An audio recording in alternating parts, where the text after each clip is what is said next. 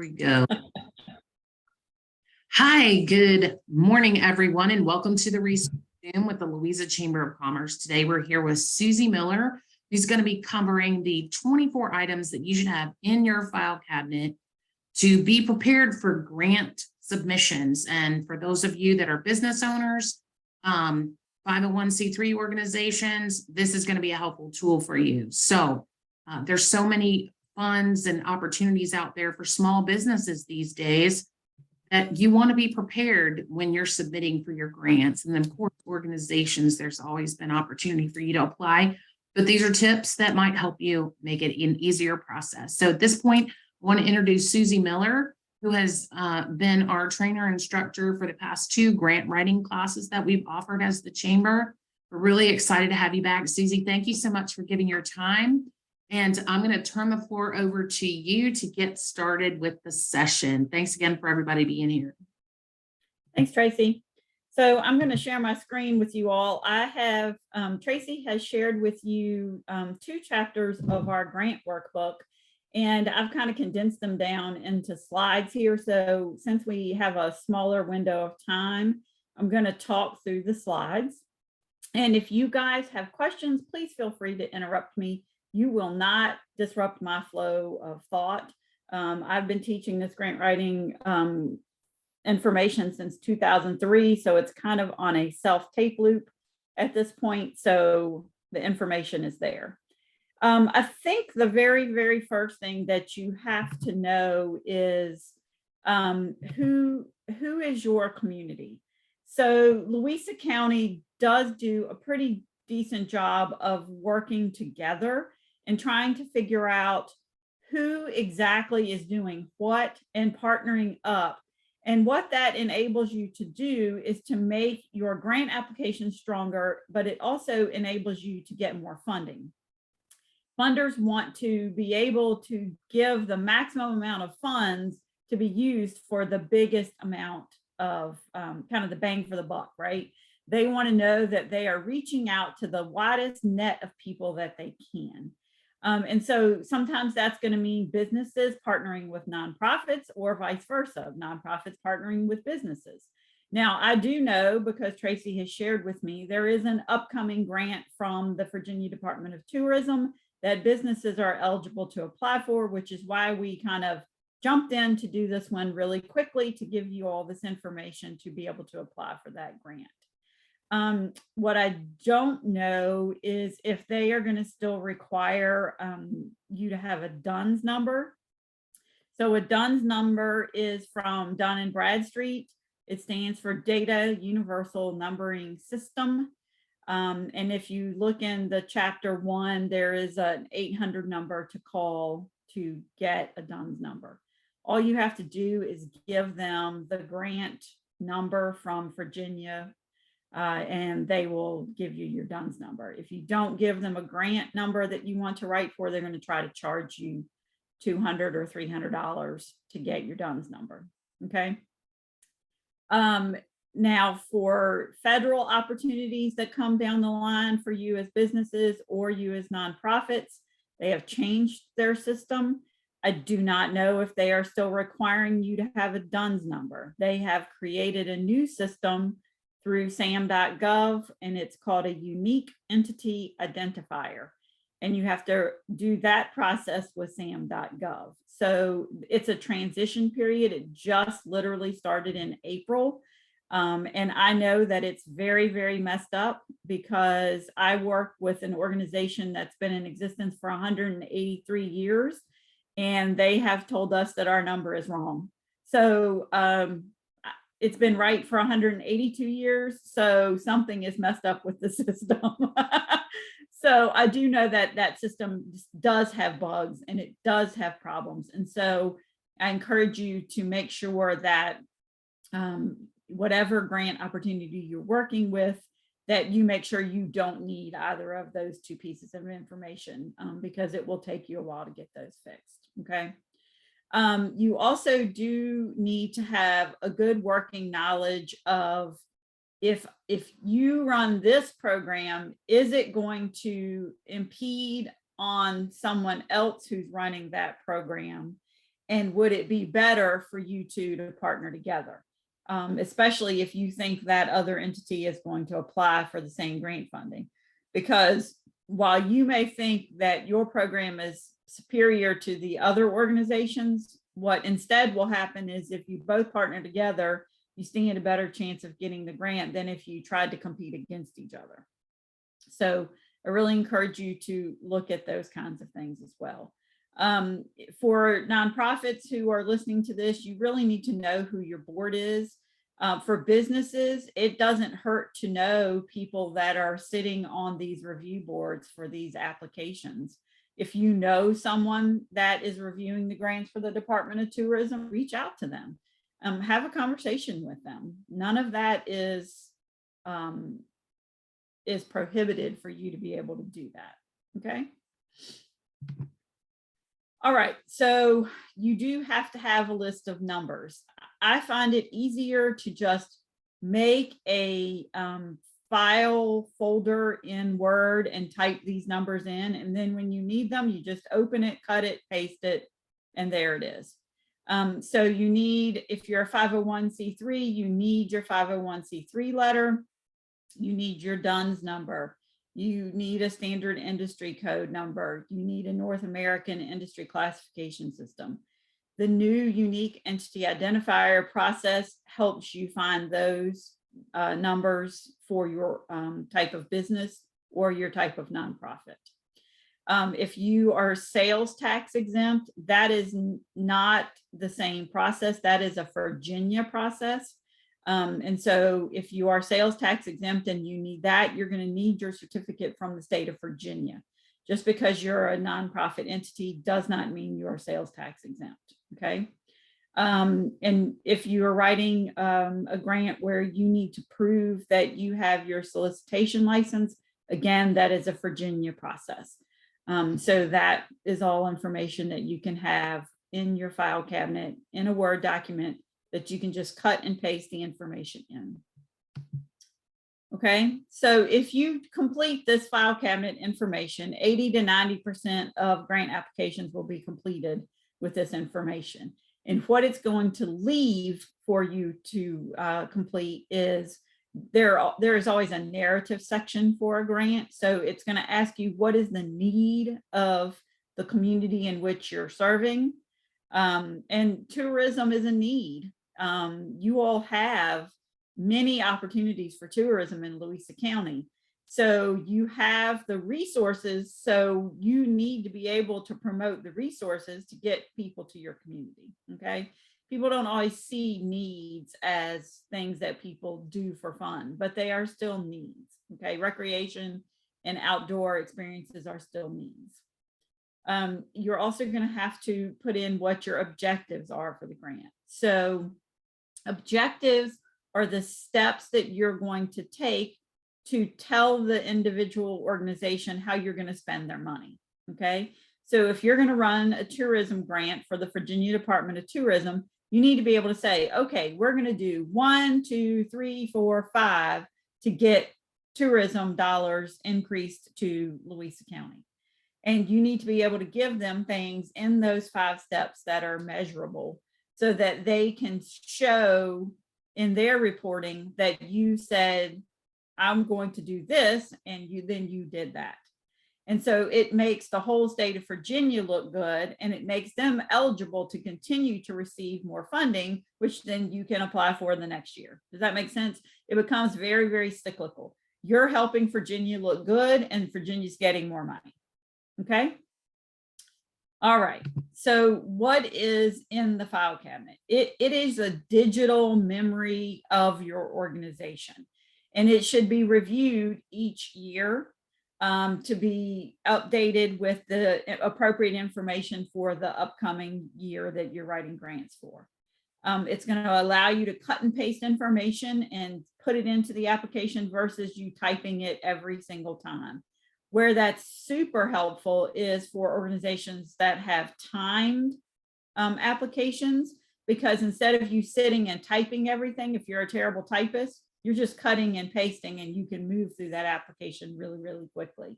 For instance, State Farm has an application, and I think you get something like, I'm not even sure you get an hour to fill it in. It's very, very rapid.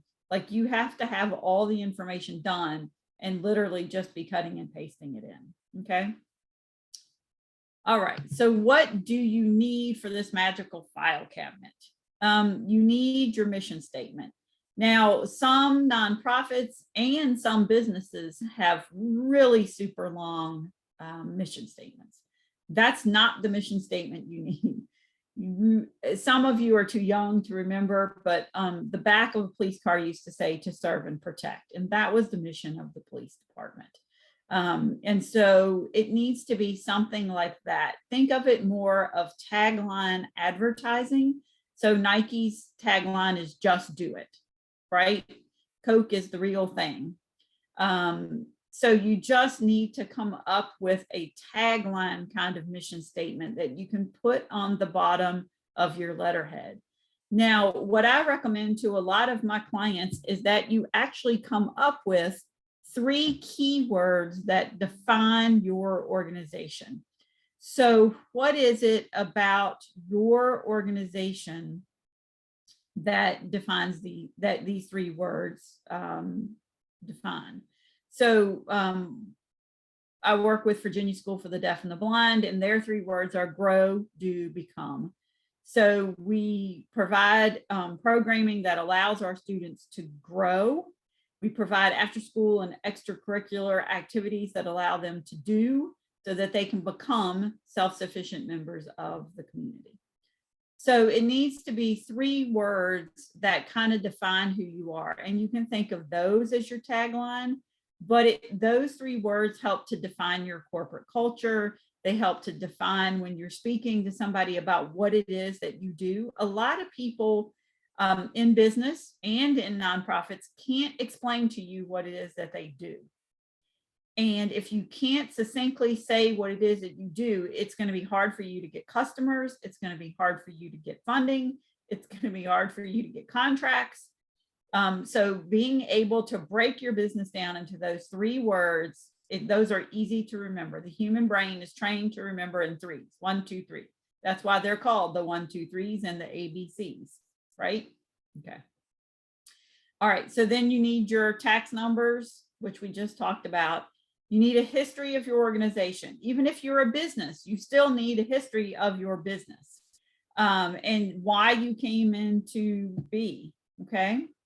If you're a business and you have an audit, they're going to want it. If you don't have an audit, they're going to want your tax information. Okay. And so for the Department of Tourism grant, they're probably just going to want some basic numbers. What is your income? What is your expense? That kind of thing. They may want to see an actual income statement. They may want to see an actual balance sheet. They may want to see a profit and loss statement. It just depends on who you're writing to and what it is that you're trying to get money for. Now, if you're a nonprofit, they need your 990. So 990s are the same tax form that businesses fill out. It's just the nonprofit version. Okay. If you have a board, they're going to want to see your board member list with their professions and contact information. So even if those people are retired, let's say they're a retired doctor, then you're going to want to put under their name retired physician. Okay. Some grants are going to require you to have an advisory council. Just have a list of people that are willing to do that if you need them. Don't create an advisory council if you don't need one. Okay. The map of the target area is very, very easy to obtain at this juncture. Louisa County has a GIS map on their website, so you can use that as the map of your target area, especially if you are targeting around Lake Anna, and that's where your business is, or that's where your nonprofit is, and that's where you want to run your program. Then you can map Lake Anna and show how big Lake Anna is, and you can show how many different counties that you can pull participants in from. That's the kind of information, especially that the Department of Tourism is going to be looking for. Okay. The 8th thing is they want to know the demographics of your constituents. Now, what are constituents? If you're a business, you're going to have suppliers, you're going to have clients, you're going to have retail organizations that you work with. You may be working with some kind of trade association. You may be working with other businesses to partner on projects. So for a business, those are your constituents, okay? If you're a nonprofit, your constituents are your donors, they're your clients, they're your corporations that support you and sponsor you. They're the other agencies that you work with. There are other businesses that you work with. You're going to work with vendors in town. So those are the constituents for your actual organization. Now, most often grants want to know the demographics of your area because they may not have ever provided funding to your particular area before. So they need to know that you have a Lake Anna. They need to know that you have an art center. They need to know that you have ATV trails. They don't know what you look like as a tourism area, if that's the grant that you're writing to. Now, if you're writing for other grants, they want to know things like, what is the industry in your area? What is the education level of your population? What is the income level of your population? What are you considered rural? Are you considered urban? Are you a bedroom community to a larger city? Those are the kinds of things they want to know. I did this grant one time in West Virginia, did this workshop one time in West Virginia, and we had a policeman and he said, hey, do you think it would be helpful to say that we have like 40 miles of unpaved road in our county? And I said, yeah, because what that says is we're pretty rural. And if there's an emergency situation in those 40 miles, it's going to take us longer and be more difficult for us to get there. And so therefore, that's part of why we need this funding to try to improve service to these underserved areas. Okay. Does anybody have any questions about these 8 before I move on?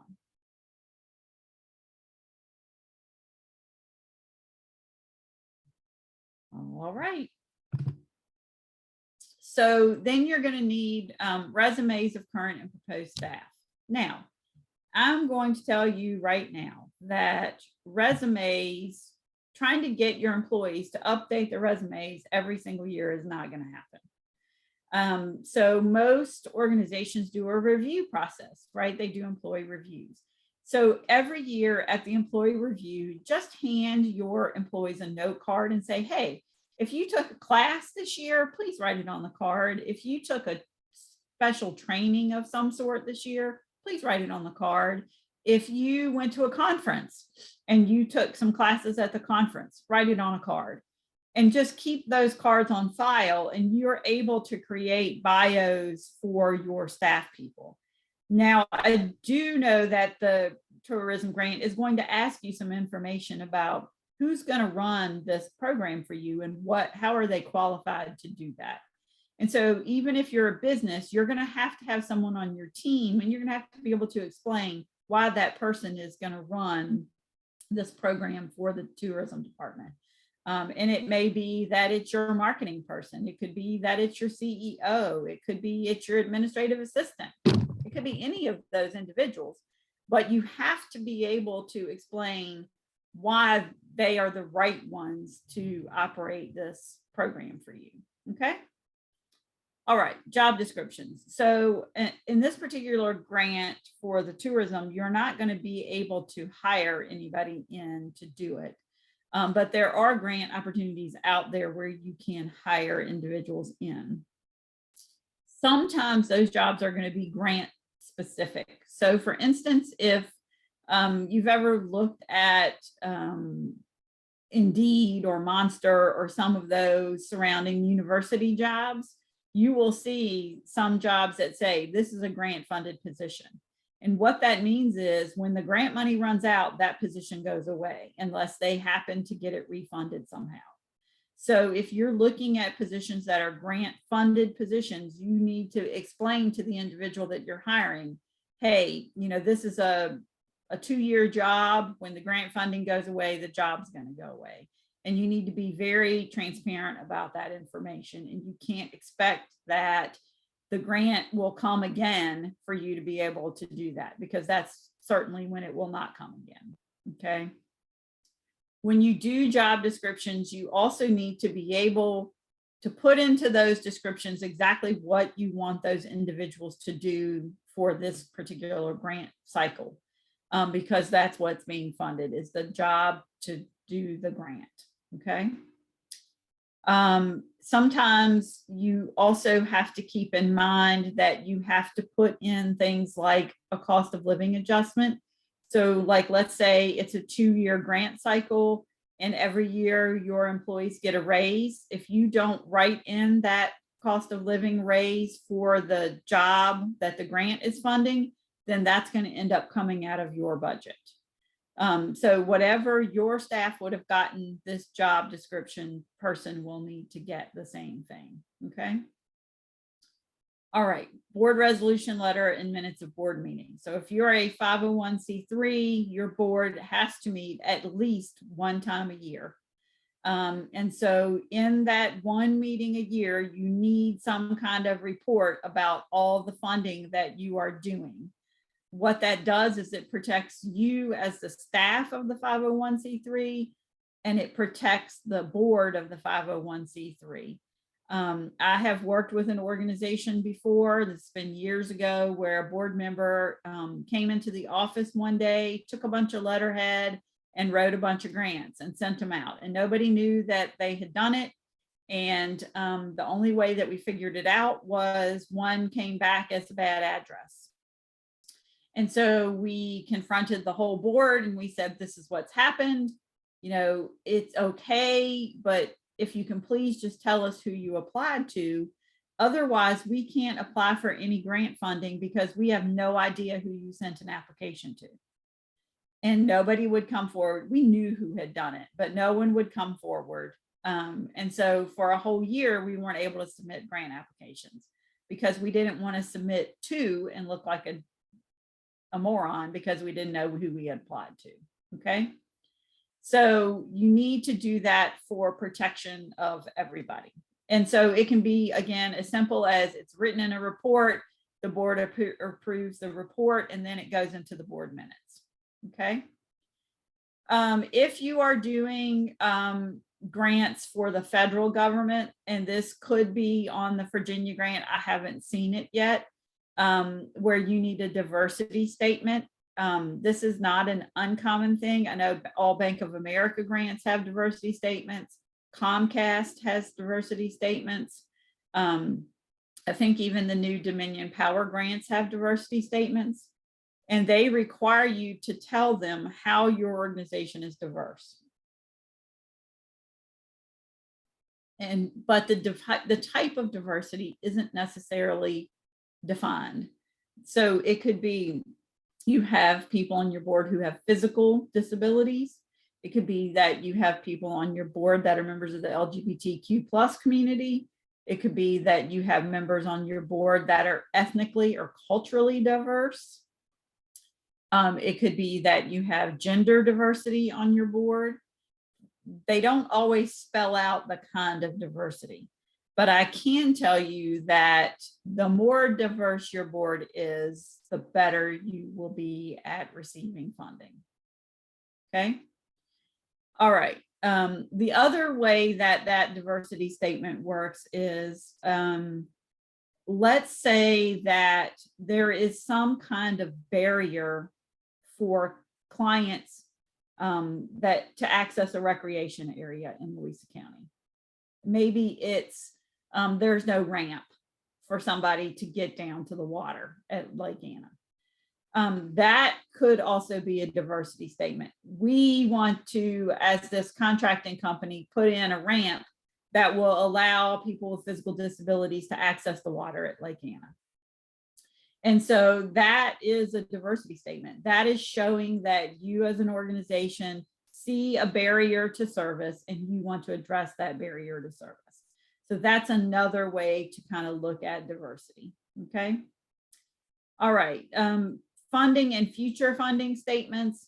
So what this means is the grantor, so whoever's giving you the dollars, wants to know how you are going to continue to fund your project when their money goes away. That's what a future funding statement is. They also want to know that their grant is not the only fund of money that is coming in. So if you want to do a tourism program, they want to see that it's not just Virginia Department of Tourism supporting this, but you've got other supporters in there as well. So like, let's say the Louisa County Chamber wants to do a festival at Lake Anna. We'll say it's a wine festival. And they're going to write to Virginia Department of Tourism for the marketing part to market the festival. Well, Virginia is going to want to know who else is providing funding. Has Tracy gotten sponsors for the festival? Are there businesses who are donating goods or services to the festival? Has she worked with other nonprofits who are donating something into the festival? All of that counts as funding. It doesn't have to be cold hard cash. It can be in-kind things. So it can be all the volunteers. So she could have all the Boy Scouts have volunteered their time to park cars. That counts as funding, okay? So you need to be able to tell the grantor, where does the funding come from? Is it this much in kind? Is it this much in sponsorship? It's this much from my budget. It's this much from your grant. That's what they're looking for, okay? All right. The next one is the evaluation statement. Now, whether you are a business or a nonprofit, you are going to have to do this process if you're applying for this tourism grant. You're going to have to tell them, okay, I asked you for A, B, C, and then you're going to have to say, okay, for A, I said I was going to do 500 things and I got 502 of them done. For B, I said I was going to do 2 things and I got 1 of them done. And for C, I said I was going to involve 5,000 people and we had 6,500 people come. That's an evaluation. They want to know what your measurables were and how close you came to that measurement. So if you're writing measurables in, don't shoot for the moon. Put in the number that you know you can achieve, because you want to show them you met it versus showing them you didn't meet it. Because if you meet it, they will continue to fund you over time. If you don't meet it, you don't look like you know what you're doing. Does that make sense for everybody? Okay. So evaluation statements are, this is what I said I was going to do. This is what I did. This is how successful the event or organization is at the end of this grant process. So you're telling them how much they received for their dollar that they spent with you. Okay. All right. Linkage statements are pretty simple. They are made out to be very difficult, but they are actually really, really simple. So when you write a grant, you have to be able to express to the funder that you know something about what they do. So if you are a business and you have never worked with the Virginia Department of Tourism before, you at least need to go on the Virginia Department of Tourism's website and find out what it is that they do, because you have to speak in their language. Every organization has a language. If you are a contractor, you have language. You're talking about framing, and you're talking about joist, and you're talking about measurements, and you're talking about types of wood. If you are a fire department, you have very specific language that you talk in, and not everybody else talks in your language. So you have to educate yourself about the Virginia Department of Tourism's language, so that when you write about whatever it is that you want them to fund, you are describing it in their language. And if you get hung up on it, Tracy might be able to help you. The director of tourism for Louisa County will be able to help you. There are people who have tourism expertise that speak that language that can help you translate your information into that language speak. That's basically what you're doing. I laugh because it always reminds me of the people who speak Klingon or Elvish or those kinds of things. When you go to a cosplay, you have no idea what they're saying, but they totally get it, right? So kind of think of it that way. You're going into an environment where you are the outsider and you need to quickly learn that language or you're not going to be able to work in that environment. Okay. So you need to know what tourism does and what its descriptors are. And if it's not tourism that you're writing to, then whoever the funder is, you need to know about them and what it is that they do and how they work. Because when you write your grant, that's how they know you understand them. Because you're speaking their language, you are speaking in terminology that they use on their website or in their grant application. Whenever you read a grant application, you will see their words coming back to you. And those are the words you need to use, especially in a federal grant. The words that they want you to use become very, very clear because they will be on every other page. You can almost highlight them and go, oh, they want me to use this word. Okay. So look for those key words and key descriptors. That is one way you link back to the funder.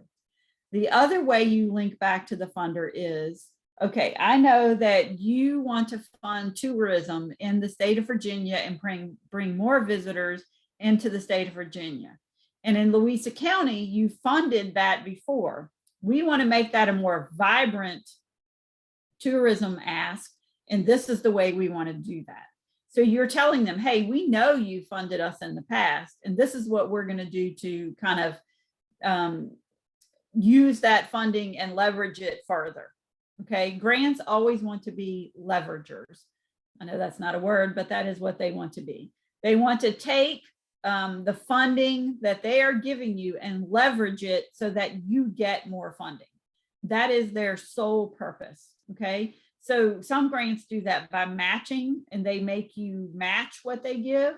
So they might give you $50,000 and they say, you need to come up with $50,000. And so now you've put $100,000 into your community. So that's the second way you link with an organization. Now, the final way that you can link with an organization is actually having some type of conversation with the grant administrator of the actual grant that you're applying to. So you can email them or you can call them. You can do questions, but if you're going to do the question, make sure that you read the application in its entirety before you ask the question. Because if the question is answered in the application, then you kind of don't look like you know what you're doing, okay? Or you look like you don't respect what they did for you to put this application out. And so you can ask stupid questions to a grant administrator. You don't want to, but you can. So just make sure that you've read the complete application, write the question down that you think you need to ask, go back and read it again and make sure it wasn't answered. If it isn't, then email them a question and you can make reference to that question. Thank you for responding to the question about this, and write it into your application. What that does is it shows them that you took the time to reach out to them to get more information about their process. And that's a link. It says, I made an attempt to reach out to you, and this is a special link we have. You contacted me back.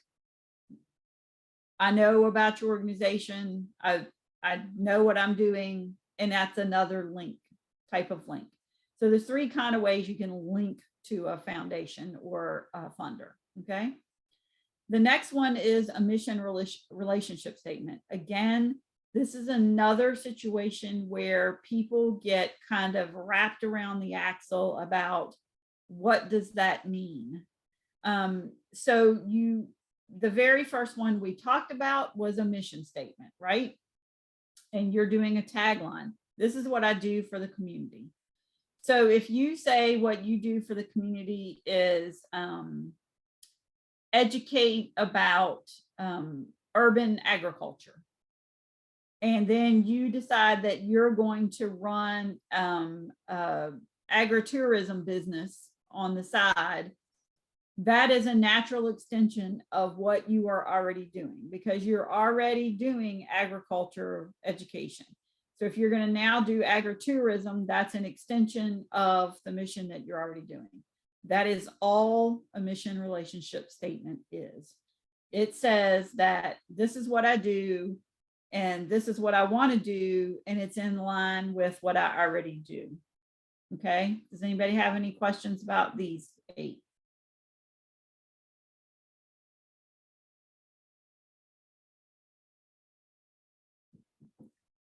All right. All right, so the last 8. So we talked about who is capable to run your program and why. So the ways that they can be capable are they have an education. So that means they went to school for it. And that doesn't necessarily mean college. That can be they went to a trade school. That can be that they went to the vocational technical center. It can be any of those things. So education. The second is they're certified. So they've attended some type of certification process that makes them capable. The third one is they have experience. So that means they've had that job for 5, 10, 15 years, and that makes them experienced. The other way, if you don't have anybody in your organization that is capable to run it, excuse me, this is where you can partner with another organization, and that person can be your capable person if you don't have anybody on your staff.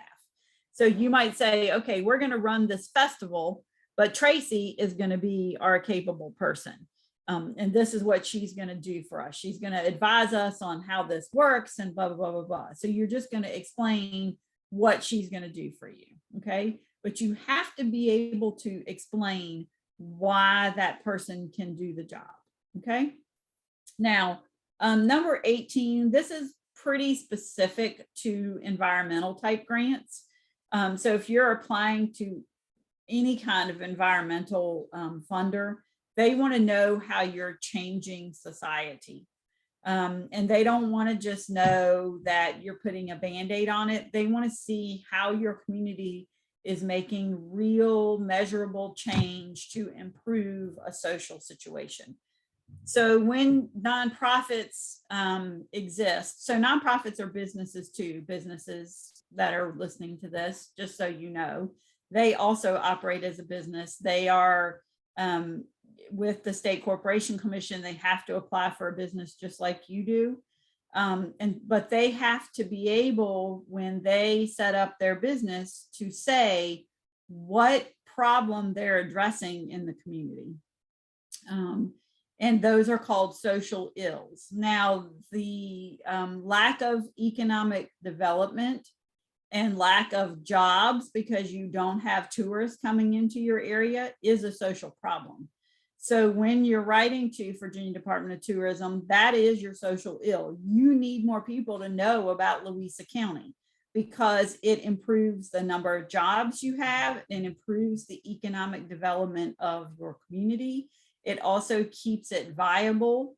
It improves your infrastructure. It does all kinds of things. And again, that language is something that Tracy has information about. It's also something tourism has it. Also, the Office of Economic Development has that language. So those are the social things that you're trying to change within Louisa County. You're trying to say, by doing this program, this is what it's going to help Louisa County to do. Okay. So whether you're a business or a nonprofit, you need to be able to tell them this is what it's helping Louisa County to achieve. Okay. All right. Number 19 is reciprocity. And that what that means is it's kind of twofold. So the first thing is if you want to see a Virginia Department of Tourism marketing grant, they're offered almost every year. So you can go back and look at one that's been funded in the past, and you have access to that and you are allowed to see that. hang on, let me plug my computer in real quick.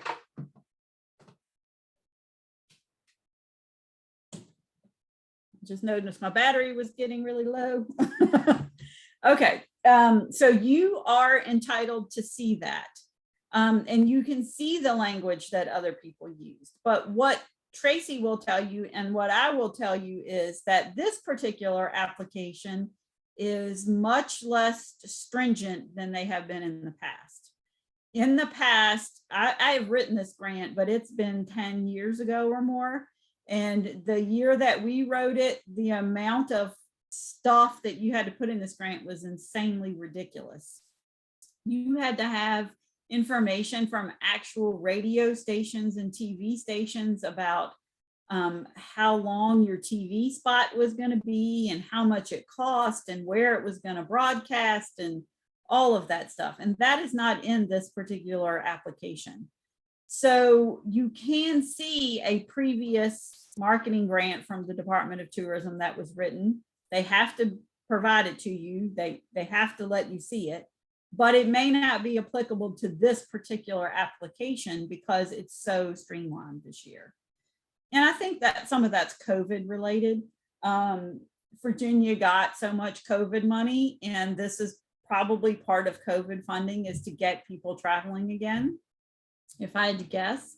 And so they've tried to make it easier for people to apply so that they can get more programming and they can get more people coming into the state.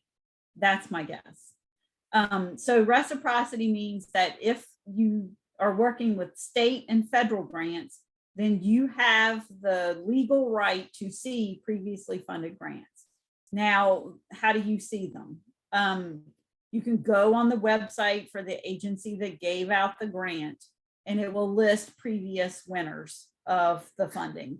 And you contact that group that received the funding, and they have to send you a copy of the narrative. They don't have to send you the budget or any other attachments, but they do have to send you the narrative.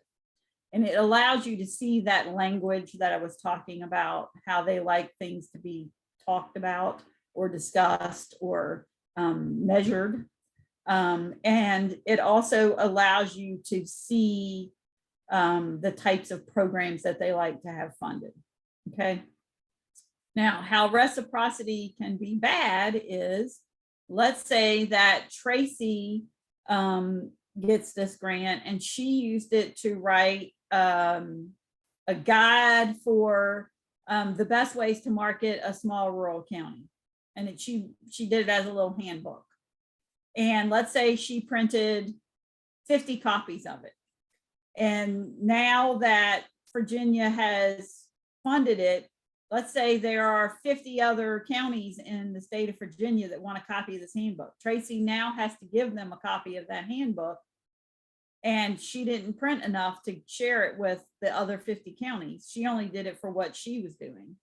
So now she has to take the money out of her budget and print those other 50, because if they ask for them, she has to give it to them because it was paid for with the grant funding.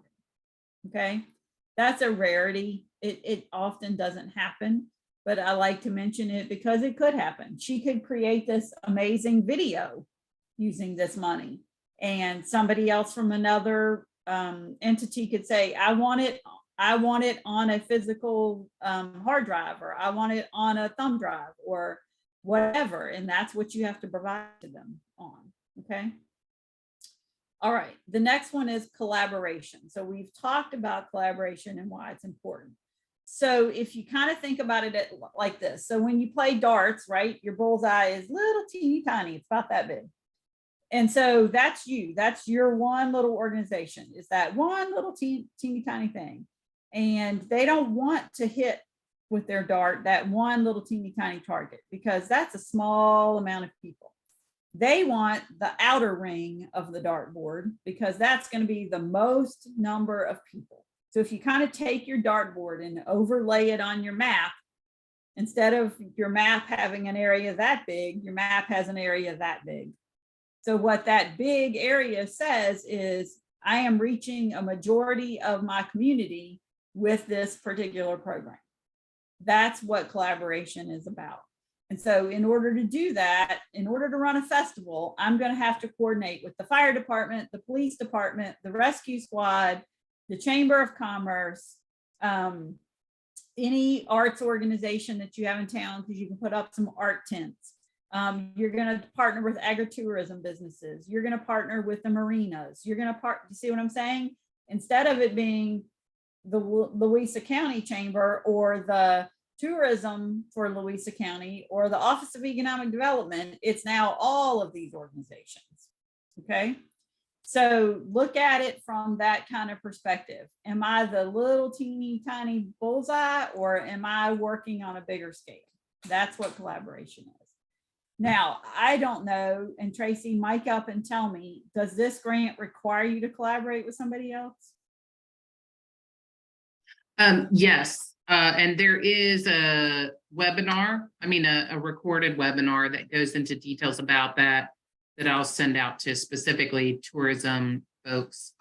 But yes, it's partners that you have to have, but I'm not sure. I don't think it requires any sort of investment dollars or anything like that. Okay. So the other thing that when you work with collaborative partners, you need, they're called memorandums of understanding or memorandums of agreement. So MOU or MOA, and that document spells out what that other organization will do.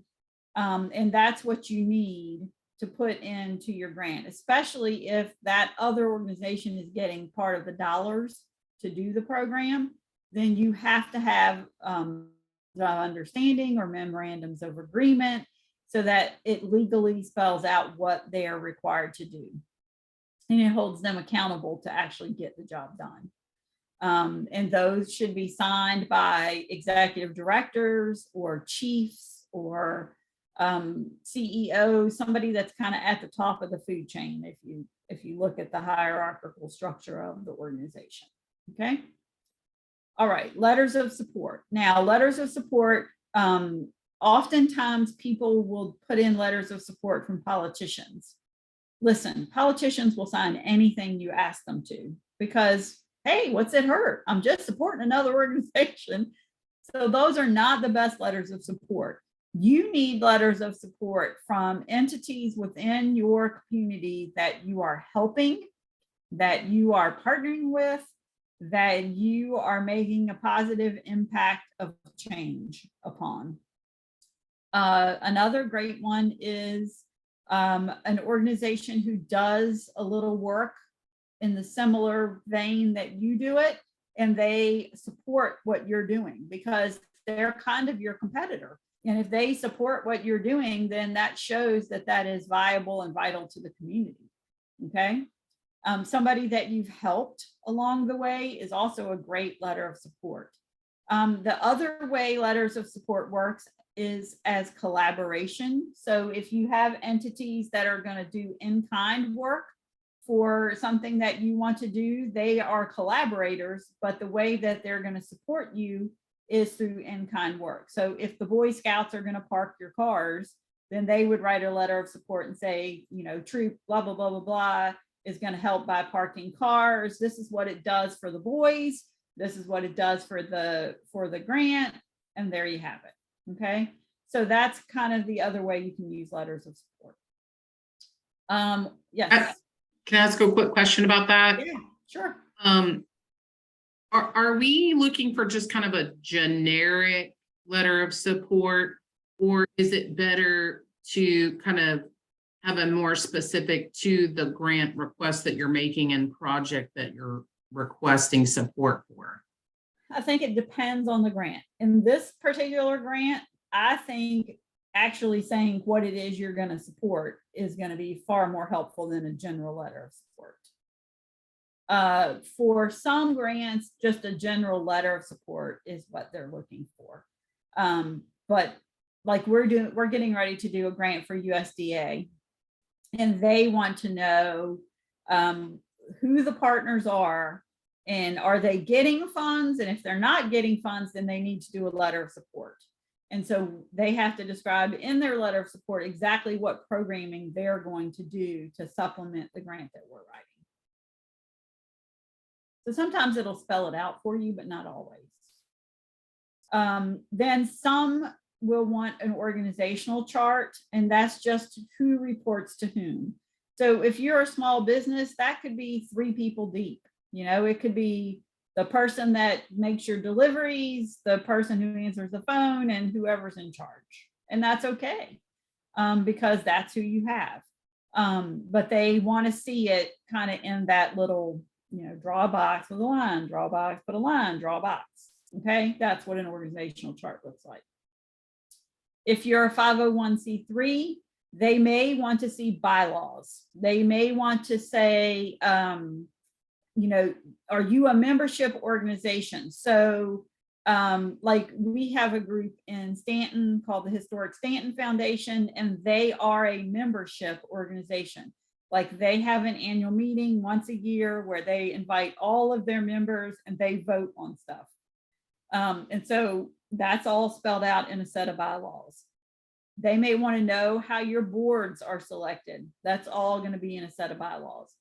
So you want to put your bylaws in your file cabinet. The last thing that you're going to want to put in your file cabinet is a budget. Now, if you're a business, your budget tends to be a little more structured and rigid than if you are a nonprofit. And there's a reason for that, because you year over year tend to know what your income and expenses are going to be. You can project that to some degree better than a nonprofit can. Nonprofits are reliant on donors and corporate sponsorships and grants for their funding, and they don't have any kind of way to predict what that level of funding is going to be year over year. So it's a little bit harder for them to create a hard, strict budget because it's based on other people.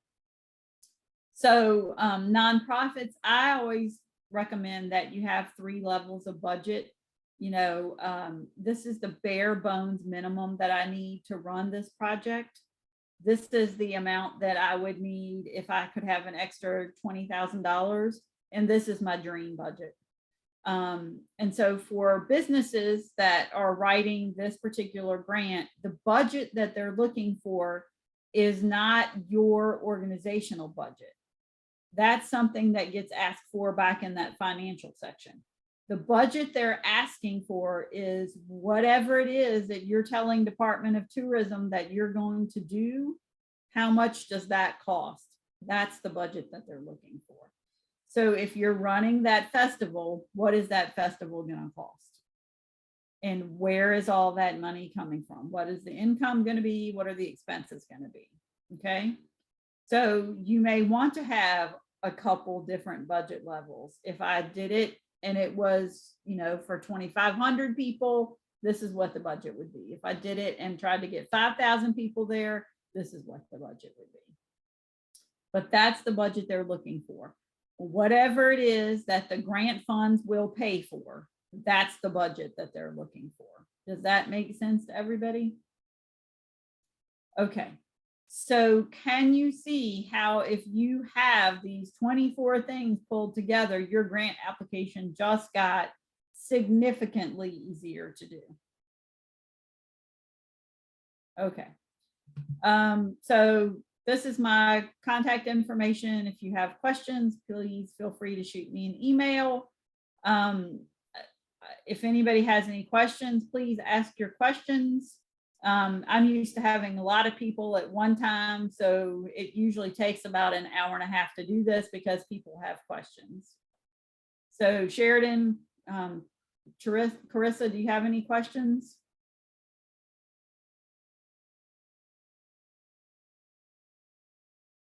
I don't think so. Okay. So are you a business or a nonprofit, Sheridan? A business. Okay. So everything kind of made sense? Yeah, I've done one grant before, and we were lucky enough to get it, but I wanted to be more prepared for opportunities that came up because I was definitely scrambling last time, because it's a lot of information. Yeah, it is a lot of information. And ours is always changing. And so that's kind of tricky because we're brand new, so we don't have a big history. Okay. But yeah, so that's kind of helpful. I mean, as a business, I guess, versus a, nonprofit or tourism organization, in terms of all of the, numbers like DUNS and all that stuff, do you still recommend that businesses do that themselves too, or is that not necessary for those types of grants? Well, over the long term, like you may want to apply for a small business association grant. I do know that, like in Stanton, we have the Stanton Creative Community Fund, and they are given dollars that they then turn around and re-grant out either through loans or gift programs. And you may have to have DUNS numbers to be eligible for those kinds of funds as well. Okay. So I don't think it's a bad idea to get a DUNS number because you only have to get it one time, and every Right, and then business you just has got it. one. Yeah. And so once you have it, you have it. And you don't ever have to do anything with it. But if you were ever to need it, then you had it. So I think Yeah. it's probably better just to go on and get it, because now you have a grant number that you can say to Dun & Bradstreet, hey, I'm applying for grant, blah, blah, blah, blah, blah, and I have to have my DUNS number. Okay. Okay. Well, Carissa, I was did you going to have chime any in here too. Oh, sorry. I was going to chime in with Sheridan. So Sheridan, because of the type of business that you are, being a farm and so much that you're doing to support the farming, there's a lot of Department of Ag Oh, yeah. that are available, not just tourism related. And so I would definitely recommend that a lot of what she was talking about in terms of federal grant funding and some of those tools and resources, you definitely want to build out your file cabinet to have all that, because like these tourism grants, in my opinion, are the easiest and simplest things for businesses and organizations to apply for. But with your type of business, again, there's a lot of other opportunities available that are going to need a lot more detail than the tourism grants require. Yeah. We had looked into some of the like USDA and what's the other one? The APHID grant. But yeah, I was a bit overwhelmed. So I was like, oh, we're just gonna put that off for a little while. Well, See how we and do with don't- these more approachable ones, but Yeah, and here's the thing about those grants, don't get so overwhelmed that you don't want to write them. Instead, find a collaborative partner like the school system, where you're doing a kind of a farm to table program with the school system, and let the school system write the grant, and you just are a subrecipient of the grant. So they're managing it and they're running it, but you're still getting funding from it. Does that make sense? yeah. You can reach out to your Chamber of Commerce to help you. I mean, we have you heard of AMI, Allegheny Mountain Institute? Mm-mm. So they run the farm at Augusta Health, and they call it a pharmacy, FARMACY instead of PH. And so the doctors at Augusta Health can prescribe food from the farm, and the patients go down to the farm with their prescription and they can get fruits and vegetables. So that's a program you could run with the hospital. And so the hospital would write the grant and you would be a subrecipient. You see what I'm saying? So Mhm. don't be like blown away by those USDA grants. USDA has one of the largest pools of grant opportunities available. Yeah. They run something like a couple hundred grants a year, which is huge. HUD is the only other place that does that. All righty. Carissa, did you have any questions? No questions at this moment. A little overwhelmed by everything because this is all new to me. Yeah, I have a small business. I do dog boarding and daycare, and I recently have partnered with a nonprofit rescue, and I know they need help with writing grants. So when I saw this come across my feed, I'm like, okay, let me learn a little bit more and see if I can help them get some more grants and try to figure out how we can partner together to can take these dogs from the shelter that they're pulling and try to get them a little bit of training, and then be able to transfer that to finding adopters, fosters, donors, um, and volunteers, because they're fairly new in the Louisa area, so they don't have Yeah. a whole lot of connections here. Yeah, and you know, if you guys want to run a festival or something like that, I think having a doggy daycare be part of it is a great thing to do. You know, you could have like a little dog park at the festival kind of thing, because people want to bring their dogs everywhere now. And so not everybody is comfortable with dogs at a place like a festival, but everybody wants to bring them. So sometimes it's good to kind of have an outlet space for the dogs to go to if the dogs get too rambunctious. So Right. that's a way that you as a business could be a partner in with that kind of tourism opportunity. Yeah, and Sounds good. Krista, I would also, I'm glad you were able to join. There's also some other resources that the chamber offers. We've got a summit coming up. We do a grant writing class. There's also some other opportunities to benefit you and the organization. So, give me a call or send me an email and I can point you in that direction as well. All right, thank you. Yeah, of course, and welcome. So, yeah, Susie, this has been super helpful. Really appreciate your time. Sure. And, being such a strong supporter for, if you can go ahead and stop the share on that, that would, I do want to just thank everybody who did jump on the call today. And thank you again for your time. As I did mention, we do a grant writing class that is January, February. So keep an eye out. That's a more in-depth where Susie actually works with you. So you're finishing with a completed grant. The chamber has also submitted a grant for a very valuable tool that we want to bring here into Louisa County that will support the businesses as well as organizations in your grant search. So there's a lot of things going on in the background to try to support not only the traditional 501c3 organizations that apply for grant, but also for the businesses, because as we mentioned, there's a lot of opportunity coming for businesses to continue to apply for grant funding and support. Collaborations are huge. So again, start building that list. Thank you again. If there's no other questions, I think we're going to go ahead and actually wrap up a little bit early. Yep. Susie, do you have any parting comments or? No, I don't. Reach out if you need help, and good luck. Great. Thank you so much. Thank you everybody for joining. Thanks. And we will see you next time.